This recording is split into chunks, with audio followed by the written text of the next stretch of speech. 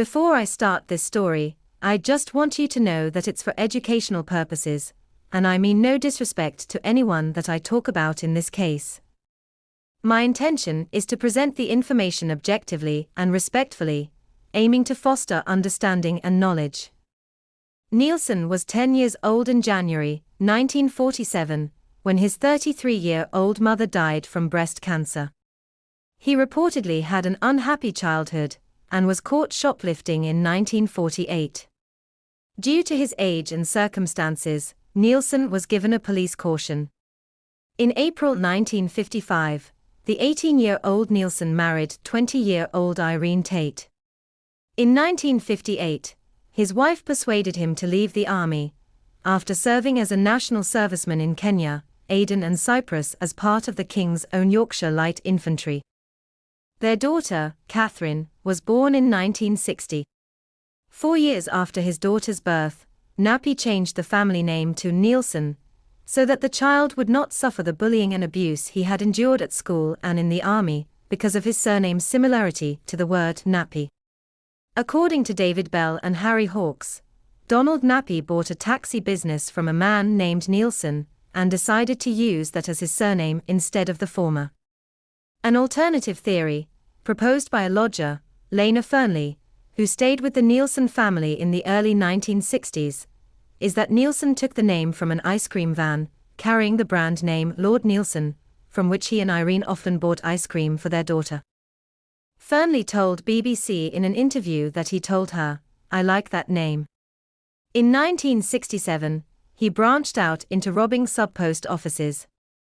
The logic of this was that these smaller post offices were usually only lightly defended and therefore easier to rob, and with over 23,000 in the UK, there was almost an infinite choice of targets, but of course, by the same logic, they would not have as much cash on the premises as main post offices, either. He first raided a Subpost office in Nottingham and eventually 18 others in Lancashire and Yorkshire, between 1967 and 1974. On February 16, 1972, Neilson broke into a Subpost office in Hayward, Lancashire. The owner, Lesley Richardson, had woken up and was wandering out of his bedroom when suddenly confronted by a hooded man. A struggle ensued, and the man spoke to him with a West Indian accent. During the struggle, the shotgun Neilson was carrying went off, making a hole in the ceiling. Mr. Richardson managed to remove the hood and get a good look at Neilson. Neilson managed to escape out the rear of the building. Mr. Richardson helped the police put together a photo-fit picture of the intruder. The first one of 6, none of which managed to resemble any of the others or Neilson. In 1974, Neilson targeted a Subpost office in Harrogate, North Yorkshire. After tying up the sub-postmaster's 18-year-old son, he confronted the sub-postmaster himself, Donald Skepper, as he lay in bed with his wife. Mr. Skepper attempted to apprehend Neilson, who shot him as he leapt towards him. Neilson then fled, empty-handed, and Mr. Skepper died of his wounds. Police cautiously made a connection between this robbery and a previous one 2 years earlier in Hayward, Lancashire, although photo fits from the two robberies did not bear great resemblance. By the following September, more than 30,000 people had been interviewed in the search for a man whom the media had labeled the Black Panther. Neilson lay low for 6 months before breaking into the Subpost office in the Higher Baxendale locale of Accrington, Lancashire. The owner, Derek Astin, woke to find an intruder in the bedroom and began a tussle with him, waking his wife. As the fight spilled out onto the landing, the shotgun went off.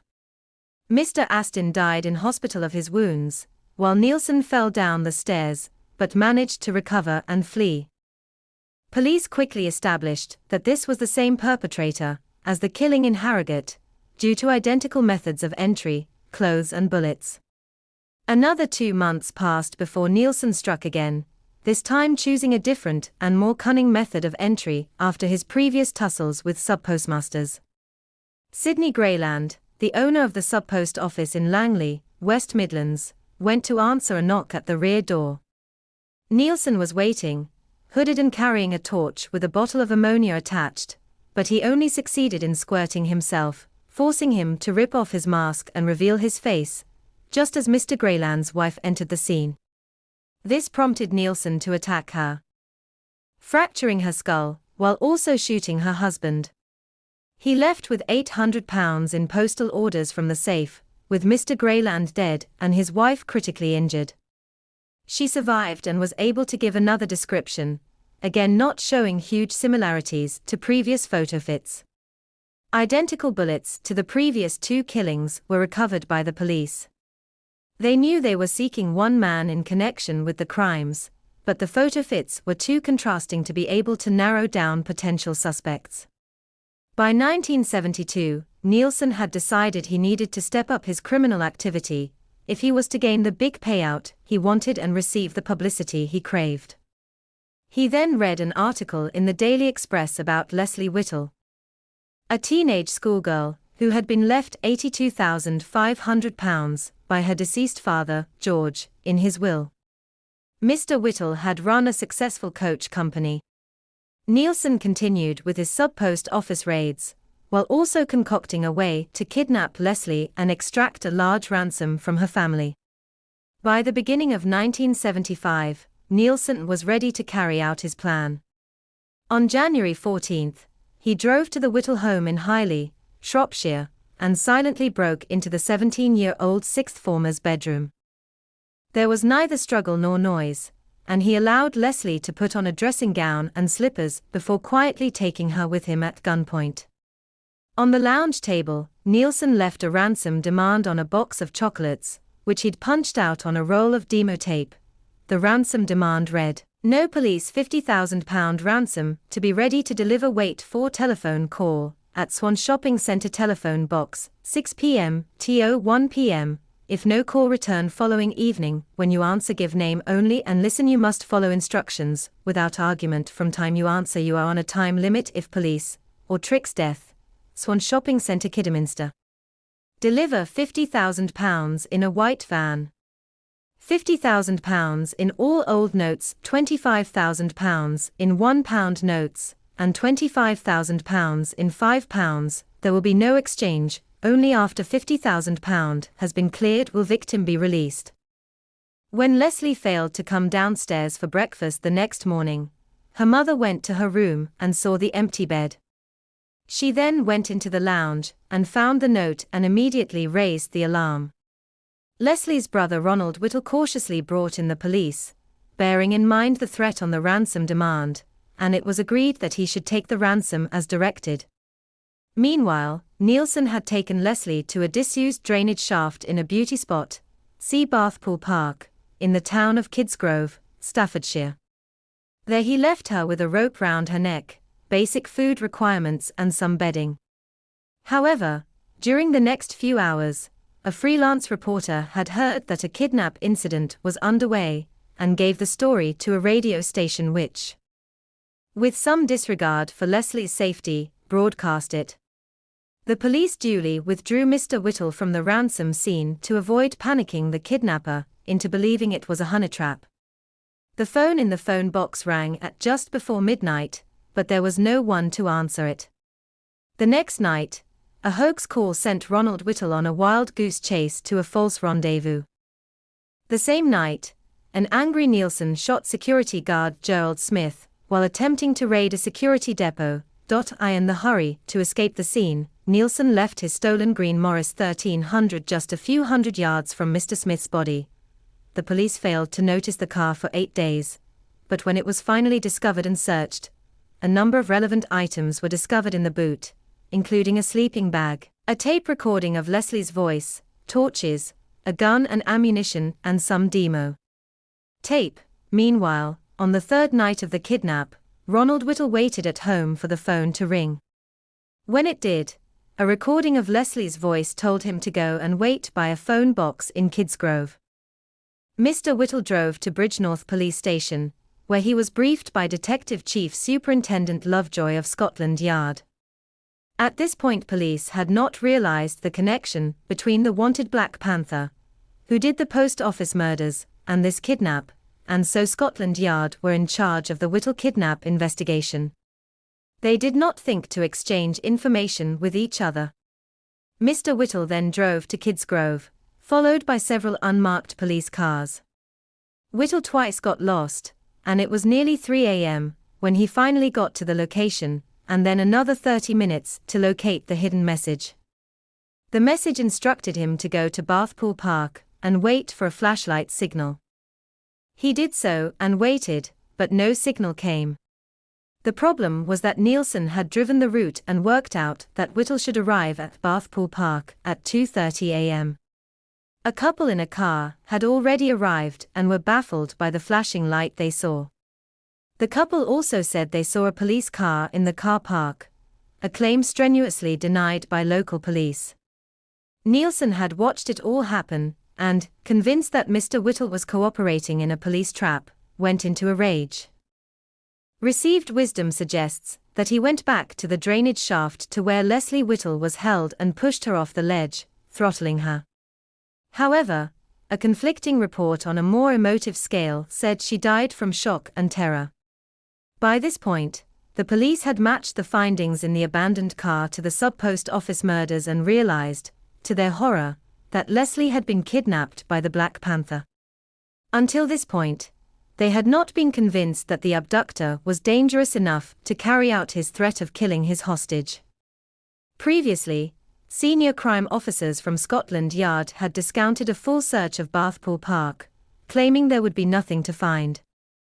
However, on the discovery of the Morris 1300, a search was immediately ordered, and the shaft was found where Lesley's naked body was discovered hanging from a wire cable. Her feet were only a few inches from the ground. Almost 2 months had passed since the day she was abducted, though the post-mortem suggested she had been killed within 48 hours of her capture. Had the police conducted a search when Neilson issued his first demand, Lesley might well have been found alive. As a result, there were recriminations within the two police forces investigating the kidnapping of Lesley, not least the demotion back to uniformed beat officer of the detective in charge of the case. Certainly Ronald Whittle. In an interview he gave outside the police station, after being informed that Lesley's body had been found, laid the blame for his sister's death squarely on the considerable publicity garnered by the kidnap. Neilson remained at large for much of 1975 and returned to post office robberies, though he committed no more killings in the raids he carried out. He was finally arrested at the end of the year, with the investigation nowhere near knowing who or where the Black Panther was. However, on December 11, 2 uniformed police officers were patrolling the streets of Mansfield, Nottinghamshire, when they spotted a man in black outside a post office, carrying a holdall and moving suspiciously. They called him over to their car and asked him what he was doing. Keeping calm and friendly, Neilson said he was on his way home from work and gave a false name. One of the policemen asked Neilson to write his name down. At this point, Neilson produced a sawn-off shotgun. Neilson forced one officer into the back seat and then got into the front passenger seat. He pointed the shotgun at the policeman driving and told him to drive to Blidworth, about 6 miles away. At one point, the rear-seated officer spotted that the gun was pointing away from the driver and lunged at the gun, pulling the muzzle up. At the same time, the driver slammed on the brakes, and the gun went off into the roof of the car. The car stopped outside a chip shop in Rainworth, and as the 2 policemen fought with Neilson, 2 customers in the shop joined in. The 4 men struggled with Neilson, who fought like a wild animal, but eventually was subdued and handcuffed to a handrail. At the police station, Neilson gave a false name and deliberated at some length before answering any question put to him. Eventually, he gave his real name and address. It was only when Neilson's home in Bradford, West Yorkshire, was searched that police realized that the man who had violently struggled against them was the Black Panther, responsible for the murder of Lesley and 3 sub-postmasters. All his army accessories were discovered, along with a range of knives, guns and ammunition, some wire which matched that used to strangle Lesley, and even a model of a Black Panther. Under questioning, Neilson admitted after 12 hours to kidnapping Lesley, but said her death was an accident. He also claimed that he never intended to kill any of the postmasters.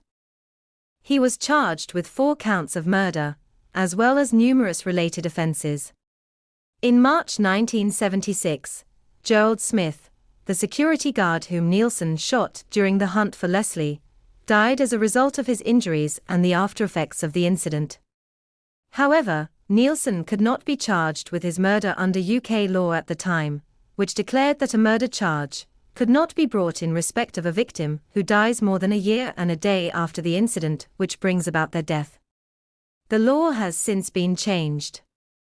Neilson's trial at Oxford Crown Court, which started on June 14, 1976, was a massive public event, with queues stretching out onto the street as people tried to catch a glimpse of him. On July 1, Neilson was unanimously convicted. He was given a life sentence for each murder committed, 4 in total, plus another life term for causing grievous bodily harm to Mrs. Grayland, the wife of one of the sub-postmasters killed. He was also convicted of kidnapping, blackmail, making threats to kill, burglary and possessing firearms with intent to endanger life. The shooting of the security guard was ordered to lie on file. He was acquitted on 2 charges of attempted murder. The trial judge told him that in his case, life must mean life, only great age or infirmity should be used as reasons to release him. The judge also sympathized with the jury over the amount of evidence they were forced to hear and sift through before reaching their verdict. He later recommended to the Home Office that each of the jurors should be declared exempt from further jury service for the next 10 years. Immediately after the trial, police released 2 photographs of Neilson, one taken during his spell on remand, complete with blank expression, and one more infamous photograph, taken immediately after his arrest, with bruises and cuts plain for all to see as a consequence of his struggle to stay free. This photograph appeared on the front of every national newspaper the morning after his conviction. Donald Neilson became one of Britain's most notorious and infamous criminals, and remains incarcerated in a high-security prison to this day. He has only ever appealed against one conviction, that of the murder of Lesley, which was rejected in 1977, has never tried to gain his freedom, and has been assessed by medical experts as of above-average intelligence and highly obsessional. The Lord Chief Justice set a 30-year minimum term for Neilson soon after his conviction, but successive Home Secretaries then imposed a whole life tariff. The Home Secretary was later stripped of his powers to set minimum terms in November 2002, after a law lord's ruling relating to a case taken to the European Court of Human Rights, and therefore the original 30-year tariff was restored.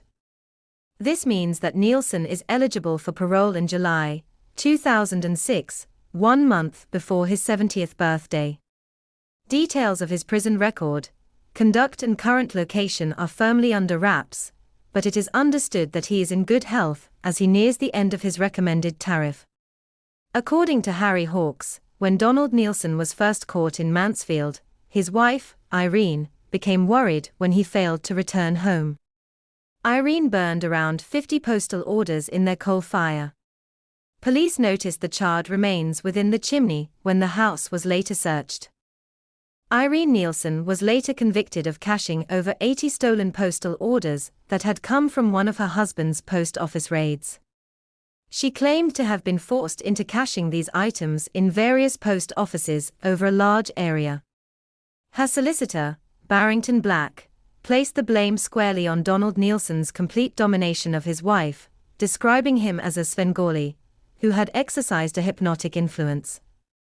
Black added, he was a quasi-military figure who barked orders at his wife and daughter, and woe betide anyone who disobeyed him. The solicitor said he felt this portrayal was confirmed by Donald Neilson when he had visited him in his top security cell.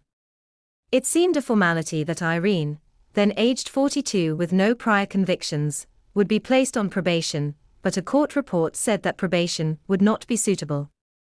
Black pressed hard for Irene Neilson to be fined, asking the magistrates if she really deserved to be harshly treated for a situation that was forced upon her, and insisted her last 3 years with Neilson before his arrest had been hell.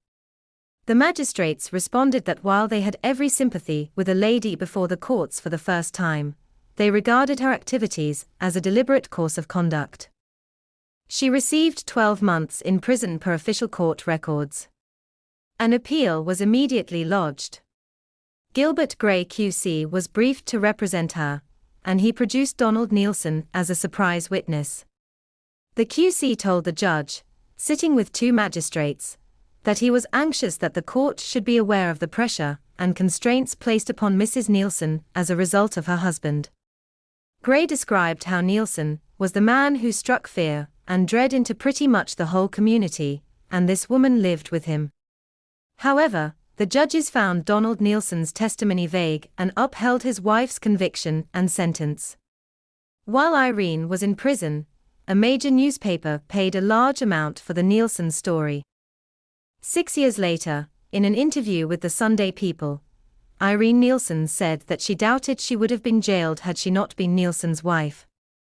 She said everyone had wanted blood after her husband's trial. Ultimately, she served 8 months before being released with full remission for good behavior. Retrospective documentaries on the capture of Neilson would later lay heavy blame on the police, who didn't take Neilson's initial demands and threats seriously enough to order a press blackout, or thoroughly search Bathpool Park when Neilson first ordered a ransom drop-off there. There was also much denouncement of the police's inability to identify or locate the Black Panther by the time Lesley's body had been found and Neilson had vanished.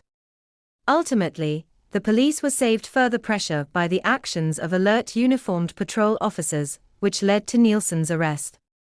Had Neilson decided to end his criminal activity after Lesley's death, it is possible he would never have been caught.